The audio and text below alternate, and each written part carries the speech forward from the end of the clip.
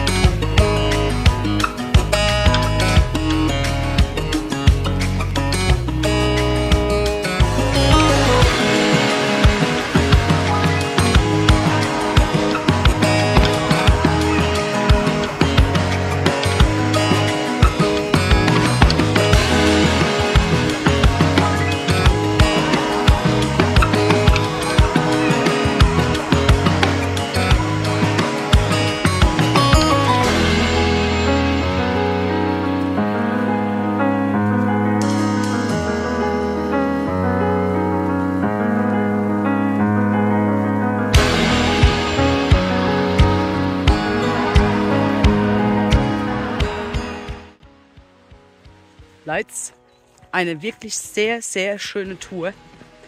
Waren jetzt so knapp 10 Kilometer.